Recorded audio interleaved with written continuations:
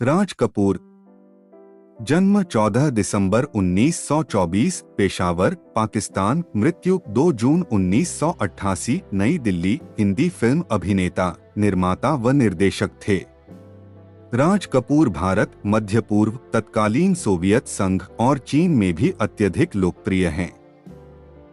राज कपूर को अभिनय विरासत में ही मिला था। इनके पिता पृथ्वीराज अपने समय के मशहूर रंगकर्मी और फिल्म अभिनेता हुए हैं। राज कपूर के पिता पृथ्वीराज कपूर ने अपने पृथ्वी थिएटर के जरिए पूरे देश का दौरा किया। राज कपूर भी उनके साथ जाते थे और रंगमंच पर काम भी करते थे। पृथ्वीराज कपूर और राज कपूर दोनों को दादा साहब फाल्के पुरस्कार से सम्मानित किया जा चुका है। राज कपूर हिंदी सिनेमा जगत का वह नाम है जो पिछले 8 दशकों से फिल्मी आकाश पर जगमगा रहा है और आने वाले कई दशकों तक भुलाया नहीं जा सकेगा। राज कपूर की फिल्मों की पहचान उनकी आंखों का भोलापन ही रहा है। जीवन परिचय। पृथ्वीराज कपूर के सबसे बड़े बेटे राज कपूर का जन्म 14 दिसंबर 1924 को पेशावर में हुआ था। उनका बचपन का नाम रणबीर राज कपूर था। राज कपूर की स्कूली शिक्षा कोलकाता में हुई, लेकिन पढ़ाई में उनका मन कभी नहीं लगा। यही कारण था कि राज कपूर ने 10वीं कक्षा की पढ़ाई बीच में ही छोड़ दी। इस मनमौजी ने अपने विद्यार्थी जीवन में किताबें बेचकर खूब केले, पकोड़े और चाट। सन 1929 में जब पृथ्वीराज कपूर मुंबई आए तो उनके साथ मासूम राज कपूर भी आ गए। पृथ्वीराज कपूर सिद्धांतों के पक्के इंसान थे। राज कपूर को उनके पिता ने साफ कह दिया था कि राजू, नीचे से शुरुआत करोगे तो ऊपर तक जाओगे। राज कपूर ने पिता की यह बात गांठ बांध ली और जब उन्हें 17 वर्ष की उम्र में रंजीत मूवीटोन में साधारण अप्रेंटिस का काम मिला तो उन्होंने वजन उठाने और पोंछा लगाने के काम से भी परहेज नहीं किया। काम के प्रति राज कपूर की लगन पंडित केदार शर्मा के साथ काम करते हुए रंग लाई, जहां उन्होंने अभिनय की बारीकियों को समझा। एक बार राज कपूर ने गलती होने पर केदार शर्मा से चांटा भी खाया था। उसके बाद एक समय ऐसा भी आया जब केदार शर्मा ने अपनी फिल्म नीलकमल 1947 में मधुबाला के साथ राज कपूर को नायक के रूप में प्रस्तुत किया। नीलकमल। केदार शर्मा उस समय के नामचीन निर्देशकों में से एक थे। केदार शर्मा ने राज कपूर को क्लैपर बॉय के रूप में भर्ती कर लिया। एक दिन की बात है, किसी शॉट को फिल्माने के दौरान राज कपूर ने क्लैप को इतनी जोर से टकराया कि अभिनेता की नकली दाढ़ी उसमें फंसकर बाहर आ गई। केदार शर्मा ने गुस्से में राज कपूर को जोरदार थप्पड़ रसीद कर दिया। थप्पड़ ने अपना काम किया और राज कपूर को बाद में केदार शर्मा के निर्देशन में ही नीलकमल मिल गई। इस फिल्म में मधुबाला उनकी नायिका थीं। अभिनय की शुरुआत। राज कपूर ने 1930 के दशक में बॉम्बे टॉकीज में क्लैपर बॉय और पृथ्वी थिएटर में एक अभिनेता के रूप में काम किया। ये दोनों कंपनियां उनके पिता पृथ्वीराज कपूर की थीं। राज कपूर बाल कलाकार के रूप में इंकलाब 1935 और हमारी बात 1943, गौरी 1943 में छोटी भूमिकाओं में कैमरे के सामने आ चुके थे। राज कपूर ने फिल्म वाल्मीकि 1946, नारद और अमर प्रेम 1948 में कृष्ण की भूमिका निभाई थी। इन तमाम गतिविधियों के बावजूद उनके दिल में एक आग सुलग रही थी कि वे स्वयं निर्माता निर्देशक बनकर अपनी स्वतंत्र फिल्म का निर्माण करें। उनका सपना 24 साल की उम्र में फिल्म आग 1948 के साथ पूरा हुआ। राज कपूर ने पर्दे पर पहली प्रमुख भूमिका आग 1948 में निभाई, जिसका निर्माण और निर्देशन भी उन्होंने स्वयं किया था। इसके बाद राज कपूर के मन में अपना स्टूडियो बनाने का विचार आया और चेंबूर में 4 एकड़ जमीन लेकर 1950 में उन्होंने अपने आर के स्टूडियो की स्थापना की और 1951 में आवारा में रूमानी नायक के रूप में ख्याति पाई। राज कपूर ने बरसात 1949, श्री 420 फीट 1955, जागते रहो 1956 व मेरा नाम जोकर 1970 जैसी सफल फिल्मों का निर्देशन व लेखन किया और उनमें अभिनय भी किया। उन्होंने ऐसी कई फिल्मों का निर्देशन किया जिनमें उनके 2 भाई शम्मी कपूर व शशि कपूर और 3 बेटे रणधीर, ऋषि व राजीव अभिनय कर रहे थे। यद्यपि उन्होंने अपनी आरंभिक फिल्मों में रूमानी भूमिकाएं निभाईं, लेकिन उनका सर्वाधिक प्रसिद्ध चरित्र चार्ली चैपलिन का गरीब लेकिन ईमानदार आवारा का प्रतिरूप है। उनका यौन बिंबों का प्रयोग अक्सर परंपरागत रूप से सख्त भारतीय फिल्म मानकों को चुनौती देता था। प्रसिद्ध गीत। राज कपूर की फिल्मों के कई गीत बेहद लोकप्रिय हुए, जिनमें मेरा जूता है, जापानी, आवारा हूं और ए भाई जरा देख के चलो शामिल हैं। राज कपूर का प्रिय रंग। बचपन में ही राज कपूर को सफेद साड़ी पहने स्त्री से मोह हो गया था। इस मोह को उन्होंने अपने जीवन भर बनाए रखा। राज कपूर की फिल्मों की तमाम अभिनेत्रियां नरगिस, वैजंती माला, जीनत अमान, पद्मिनी कोल्हापुरे, मंदाकिनी ने पर्दे पर सफेद साड़ी पहनी है और घर में इनकी पत्नी कृष्णा ने हमेशा सफेद साड़ी पहनकर अपने शोमेन के शो को जारी रखा है। संगीत। संगीत की राज कपूर को अच्छी समझ थी। राज कपूर को गीत बनने के पहले एक बार अवश्य सुनाया जाता था। आर के बैनर तले राज कपूर ने अपने संगीतकार शंकर जयकिशन, गीतकार शैलेंद्र, हसरत जयपुरी, विट्ठल भाई पटेल, रविंद्र जैन, गायक मुकेश मन्ना डे, छायाकार राघु करमरकर, कला निर्देशक प्रकाश अरोरा, राजा नवाथे आदि साथियों की टीम तैयार की। राज कपूर ने फिल्मी दुनिया में संगठन का जो उदाहरण दिया है वह बेजोड़ है। गायन। राज कपूर ने फिल्म दिल की रानी में अपना प्लेबैक पहली बार खुद दिया था। सन 1947 में बनी इस फिल्म के संगीत निर्देशक सचिन देव बर्मन थे। इस फिल्म में नायिका की भूमिका मधुबाला ने की थी। इस फिल्म के गीत का मुखड़ा है ओ दुनिया के रखवाले बता कहा गया चितचोर। इसके अलावा राज कपूर ने फिल्म जेल यात्रा में भी एक गीत गाया था। राज कपूर और नरगिस। राज कपूर और नरगिस ने 9 वर्ष में 17 फिल्मों में अभिनय किया। अलगाव के बाद दोनों ही खामोश रहे। उन दोनों की गरिमामयी खामोशी उस युग का संस्कार थी। सन 1956 में फिल्म जागते रहो का अंतिम दृश्य नरगिस की विदाई का दृश्य था।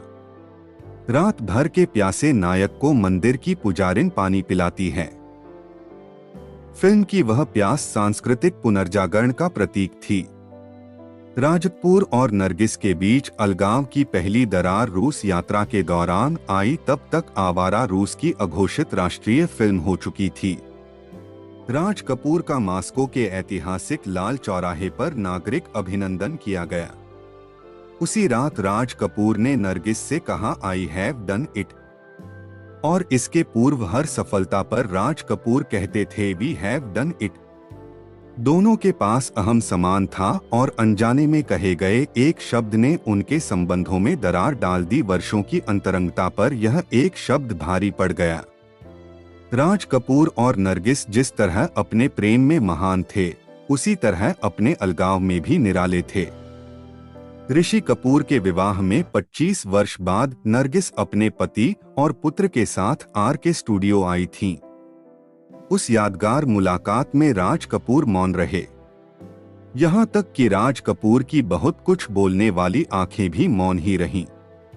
कृष्णा जी से नरगिस ने कहा कि आज पत्नी और मां होने पर उन्हें उनकी पीड़ा का एहसास हो रहा है, किंतु गरिमामय कृष्णा जी ने उन्हें समझाया कि मन में मलाल न रखें, वे नहीं होती तो शायद कोई और होता।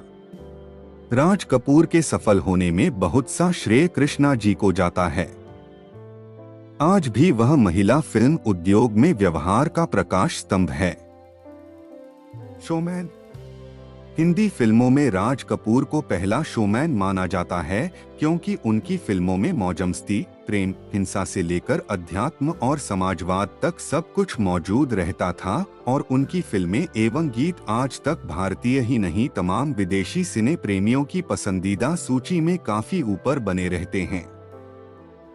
राज कपूर हिंदी सिनेमा के महानतम शोमैन थे, जिन्होंने कई बार सामान्य कहानी पर इतनी भव्यता से फिल्में बनाई कि दर्शक बार बार देखकर भी नहीं अघाते। प्रसिद्ध फिल्म समीक्षक विनोद भारद्वाज के अनुसार राज कपूर वास्तविक शोमैन थे। इसके बाद सुभाष घई ने भले ही शोमैन बनने की कोशिश की, लेकिन राज कपूर की बात ही कुछ और थी। भारद्वाज के अनुसार राज कपूर की शुरुआती फिल्मों की कामयाबी विशेष रूप से उल्लेखनीय है। राज कपूर की आवारा, श्री 420 फीट, जिस देश में गंगा बहती है आदि फिल्मों में समाजवादी सोच विशेष रूप से उभरकर सामने आती है। चार्ली चैपलिन का भारतीयकरण। राज कपूर में हमें महान अभिनेता चार्ली चैपलिन की झलक दिखाई देती है। उन्होंने चैपलिन को भारतीय जामा पहनाया जो बेहद लोकप्रिय और आकर्षक था, जिसने देश में ही नहीं बल्कि विदेशों में भी अपनी धाक मनवाई।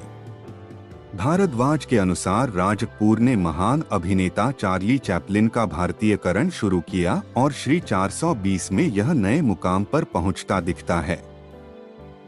उन्होंने चैपलिन की छवि का जो भारतीयकरण किया, उसका अपना आकर्षण और महत्व है। निर्माता निर्देशक। राज कपूर एक संपूर्ण फिल्मकार के रूप में हिंदी सिनेमा का महत्वपूर्ण हिस्सा बने रहे। उनकी फिल्मों में शंकर जयकिशन, ख्वाजा अहमद अब्बास, शैलेंद्र, हसरत जयपुरी, मुकेश, राधू कर्माकर सरीखे नामों की अहम भूमिका रही। यही वजह है कि कई फिल्मकार राज कपूर का मूल्यांकन करते समय उन्हें एक महान संयोजक के रूप में भी देखते हैं। राज कपूर को फिल्म की विभिन्न विधाओं की बेहतरीन समझ थी।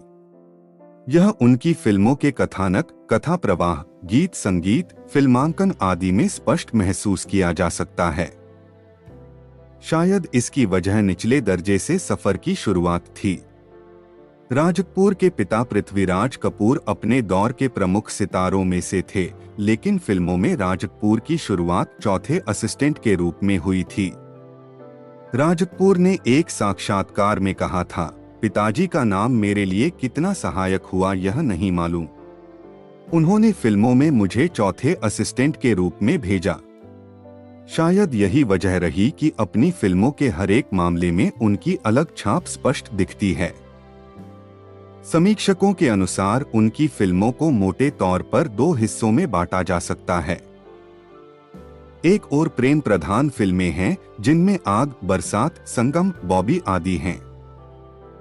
दूसरी श्रेणी उन फिल्मों की है जिनमें स्वतंत्रता के बाद की पीढ़ी के सपने नजर आते हैं और आजादी के बाद सब कुछ ठीक हो जाने का सपना है। तत्कालीन प्रधानमंत्री जवाहरलाल नेहरू के सपनों के साथ उनकी फिल्में एक उम्मीद दिखाती हैं। इस क्रम में श्री 420, बूट पॉलिश, अब दिल्ली दूर नहीं, जिस देश में गंगा बहती है, आवारा आदि का नाम लिया जा सकता है। मेरा नाम जोकर और आवारा। राज कपूर की महत्वाकांक्षी फिल्म मेरा नाम जोकर एक और जहां गंभीर और मानव स्वभाव के दर्शन पर आधारित है, वहीं आवारा लीक से हटकर फिल्म थी। आवारा उनकी पहली फिल्म थी जिसे विदेश में भी खूब पसंद किया गया। इस फिल्म में उन्होंने स्पष्ट रूप से बताया है कि अपराध का खून से कोई संबंध नहीं है और एक भले घर का लड़का भी अपराधियों की संगत में पड़कर अपराध की दुनिया में उतर जाता है। वहीं अपराधी का बच्चा भी बेहतर इंसान बन सकता है। यह सोच प्रचलित सोच के विपरीत थी, जिसे काफी पसंद किया गया। राम तेरी गंगा मैली। बतौर निर्माता निर्देशक राज कपूर अंत तक दर्शकों की पसंद को समझने में कामयाब रहे। 1985 में प्रदर्शित राम तेरी गंगा मैली की कामयाबी से इसे समझा जा सकता है, जबकि उस दौर में वीडियो के आगमन ने हिंदी सिनेमा को काफी नुकसान पहुंचाया था और बड़ी भी फिल्मों को अपेक्षित कामयाबी नहीं मिल रही थी। राम तेरी गंगा मैली के बाद वह हिना पर काम कर रहे थे, पर नीति को यह मंजूर नहीं था और दादा साहब फाल्के सहित विभिन्न पुरस्कारों से सम्मानित महान फिल्मकार का 2 जून 1988 को निधन हो गया। आशावादी व्यक्तित्व के धनी राज कपूर के चरित्र चाहे सीधे सादे गांव वाले के हों, चाहे मुंबईया चौलवासी स्मार्ट युवा के, वह एक ऐसा आम हिंदुस्तानी था कि सीधापन और अपने सामाजिक भावनात्मक मूल्यों के प्रति उसका लगाव झलकता था। उसकी आंखों, बातों से और उसके किसी कठिन परिस्थिति में पड़ने पर लिए जाने वाले निर्णय से उनका लगाव दिखता था। राज कपूर का निर्णय हमेशा आशावाद से भरा और मानवता की जीत का होता था। भले ही व्यक्तिगत हार या तत्कालिक नुकसान अवश्यंभावी हो, अपनी इसी पहचान को एक आम हिंदुस्तानी की छवि से सफलतापूर्वक जोड़कर राज कपूर ने एक ऐसे नायक को जिया जो सुपरमैन नहीं था, जिसे अपनी थाती, मूल्यों और जमीन से प्यार था, जो 10-20 आदमियों को पीट नहीं पाता था, लेकिन सही के पक्ष में रहकर पिट जाने से कदम पीछे भी नहीं करता था। ऐसी सहानुभूति जुटाना सबके लिए सुलभ नहीं था, और यहाँ तक कि जब संगम में राज कपूर का चरित्र अपनी सीधी सच्ची खिलंदड़ेपन से जुड़ी मोहब्बत लुटाता है नायिका पर, जो पहले ही अन्य नायक राजेंद्र कुमार की मोहब्बत में गिरफ्तार है, तो प्रचलन के अनुसार देखें तो राज कपूर को 2 के बीच आने वाला तीसरा बनना चाहिए था, मगर सहानुभूति दर्शकों की उन्हीं के साथ रहती है। लोग नायिका पर और पहले नायक पर कुड़ते हैं। कथानक के हर नए विस्तार के साथ कि ये लोग इसे राज कपूर को सब साफ साफ बताते क्यों नहीं, धोखा क्यों दे रहे हैं इसे, यानी जो तीसरा बनने वाला था 2 के बीच, वही बेचारा है, सहानुभूति उसी के साथ है। राज कपूर और रणबीर कपूर में समानता। राज कपूर और रणबीर कपूर में एक समानता है। दोनों जिस डायरेक्टर के असिस्टेंट थे, दोनों ने उसी डायरेक्टर की फिल्म से एक्टिंग कैरियर की शुरुआत की। सभी जानते हैं कि राज कपूर ने स्कूल की पढ़ाई पूरी नहीं की थी। वे केदार शर्मा के असिस्टेंट रहे और सन 1944 में उन्हीं की फिल्म नीलकमल से बतौर एक्टर दर्शकों के सामने आए। 1947 में उन्होंने आर के फिल्म्स एंड स्टूडियो की स्थापना की। रणबीर भी अपने दादा की तरह संजय लीला भंसाली के सहायक रहे और फिर उनकी ही फिल्म सांवरिया से बतौर एक्टर दर्शकों के सामने आए। जीवन एक रंगमंच, किसी की मुस्कुराहटों पे हो निसार, किसी का दर्द मिल सके तो ले उधार, किसी के वास्ते हो तेरे दिल में प्यार, जीना इसी का नाम है। राज कपूर पर फिल्माया गया यह गीत हमारे जीवन पर बिल्कुल सटीक बैठता है। जीवन एक ऐसा रंगमंच है जहां पर जीना मरना, उठना बैठना, रोना गाना सभी कुछ साथ साथ चलता रहता है, लेकिन फिर भी इन सब के बावजूद आदमी जीने को मजबूर है। वह चाहकर भी इस रंगमंच के स्टेज से उतरकर भाग नहीं सकता, कहीं दूर जा नहीं सकता, ज्यादा दिन इससे अपना पीछा छुड़ा नहीं सकता। यह एक परम सत्य है। जीवन में कई मुश्किलें रोजाना हमारे सामने आती रहती हैं। एक खत्म करो तो पलक झपकने से पहले ही दूसरी मुश्किल हमारे जीवन के दरवाजे पर मुंह बाएं खड़ी हो जाती है। लेकिन फिर भी उन सब का मुकाबला करके, उन सभी आने वाली मुश्किलों का सामना करके इस रंगमंच पर खरे उतरना ही सच्ची मानवता की निशानी है। फिल्म निर्माण के क्षेत्र में कदम। अंदाज के बाद राज कपूर ने निर्माण के क्षेत्र में कदम रखा और आवारा 1951, श्री 420 1955, चोरी चोरी 1956, जिस देश में गंगा बहती है 1960 जैसी सफल फिल्में बनाई। इन फिल्मों ने राज कपूर को चार्ली चैपलिन वाली भारतीय अंदाज के बाद राज कपूर ने निर्माण के क्षेत्र में कदम रखा और आवारा 1951, श्री 420 1955, चोरी चोरी 1956, जिस देश में गंगा बहती है 1960 जैसी सफल फिल्में बनाई। इन फिल्मों ने राज कपूर को चार्ली चैपलिन वाली भारतीय इमेज दी। इन सभी फिल्मों में राज कपूर ने आम आदमी का बखूबी चित्रण किया है। उनकी फिल्मों में फुटपाथ पर रहने वाले, फेरी लगाने वालों को आसानी से देखा जा सकता था। राज कपूर अक्सर महंगे होटलों और रेस्तरां के बजाय छोटे छोटे ढाबों पर जाते और लोगों से बात करते और उसी आधार पर अपने फिल्मों के चरित्र गढ़ते थे। राज कपूर ने हमेशा आम आदमी के लिए फिल्में बनाई। 1960 के दशक में उन्होंने संगम बनाई, जिसके निर्माता निर्देशक वे स्वयं थे। फिल्म में राजेंद्र कुमार, वैजंती माला और स्वयं राज साहब केंद्रीय भूमिका में थे। यह उनकी पहली रंगीन और नायक के तौर पर आखिरी हिट फिल्म थी। इसके कुछ सालों के बाद उन्होंने अपनी महत्वाकांक्षी फिल्म मेरा नाम जोकर शुरू की। यह फिल्म करीब 6 सालों में पूरी हुई।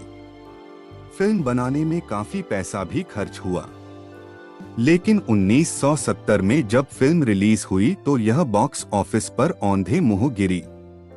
राज कपूर के लिए यह बहुत बड़ा झटका था, क्योंकि यह उनका ड्रीम प्रोजेक्ट था। ऐसा कहा जाता है कि फिल्म की कहानी उनके निजी जीवन से प्रेरित थी। फिल्म की लंबाई भी काफी चर्चा का विषय थी।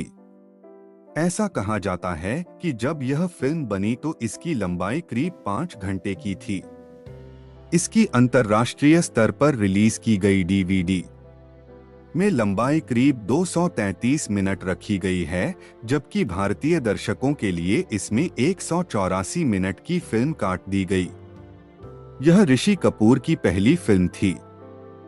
मेरा नाम जोकर के पिटने से राज कपूर को इतना घाटा हुआ था कि एक बार तो उन्होंने कर्ज चुकाने के लिए आरके स्टूडियो को नीलाम करने तक की सोच डाली थी।